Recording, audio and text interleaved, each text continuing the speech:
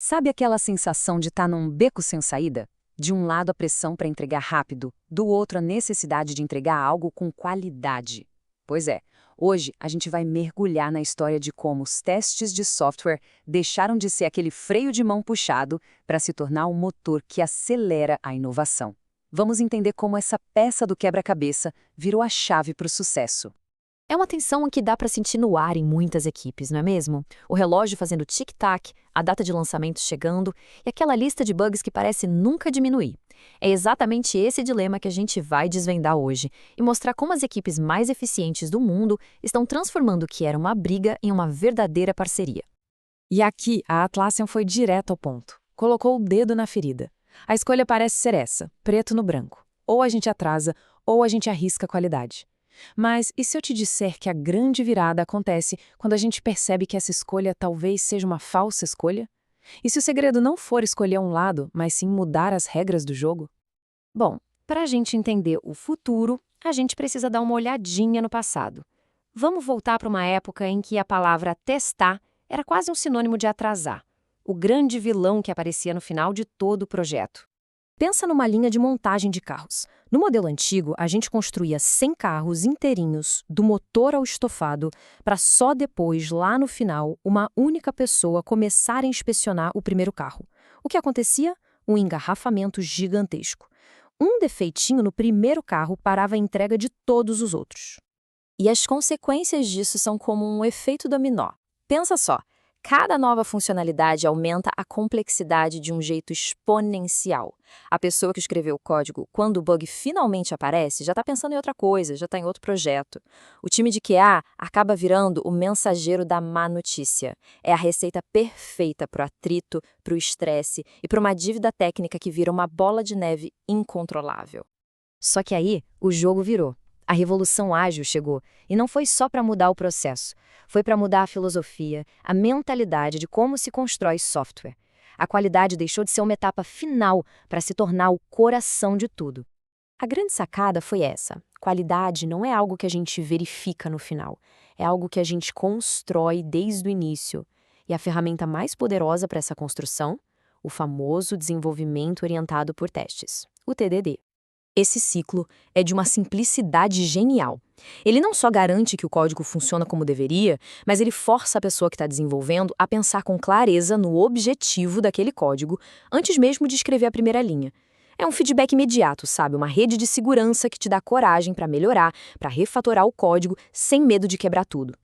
E o mais fascinante é que essa ideia não surgiu do dia para a noite. Na verdade, ela foi uma redescoberta. Lá em 76, a regra era clara. Dev não testa o próprio código. Ponto. Era quase uma heresia. Mas aí veio Kent Beck, lá nos anos 90, e começou a questionar isso até que formalizou o TDD.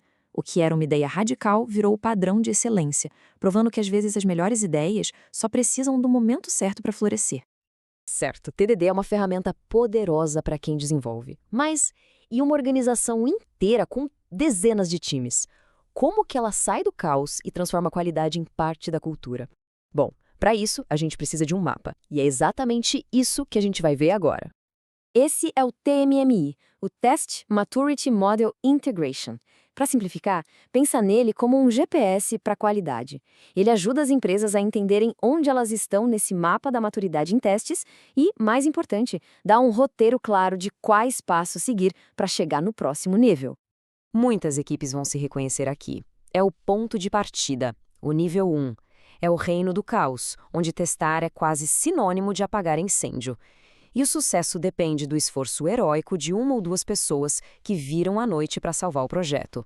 Funciona, uma vez, mas é totalmente insustentável.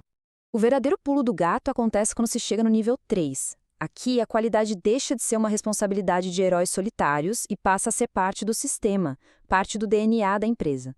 A gente para de focar em ter os melhores bombeiros e começa a construir prédios à prova de fogo.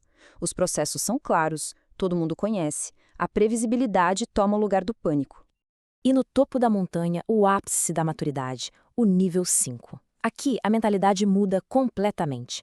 A pergunta deixa de ser como a gente acha os bugs e passa a ser como a gente evita que esses bugs sequer nasçam.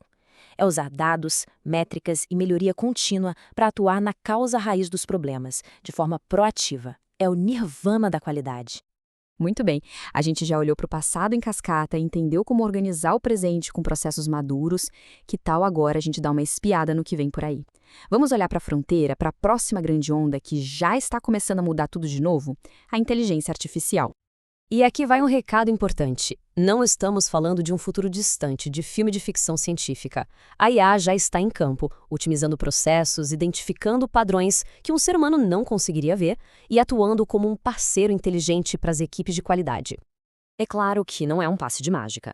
Implementar IA exige um grande volume de dados e o custo inicial pode ser alto. Mas vamos olhar para o outro lado da balança. A recompensa é enorme. Testes que praticamente se escrevem sozinhos, uma integração perfeita com o fluxo de DevOps e uma capacidade quase sobre-humana de farejar falhas de segurança.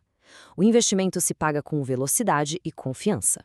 Tenta imaginar um futuro bem próximo. A cada nova linha de código, uma IA já analisa o impacto na performance, na segurança e até na experiência do usuário, dando um feedback em segundos. A IA não vai ser só uma ferramenta que a gente usa, mas sim um copiloto inteligente, totalmente integrado ao nosso processo de desenvolvimento. E isso tudo nos leva a uma pergunta fundamental. A nossa jornada pela qualidade começou com humanos tentando controlar o caos. Depois, evoluiu para processos que guiam os humanos. E agora, a gente está entrando na era da colaboração com os algoritmos. A grande questão que fica para o futuro é: como vai ser essa dança? Talvez a resposta não seja humanos ou algoritmos, mas sim como a criatividade humana e a precisão das máquinas vão juntas construir um software cada vez melhor.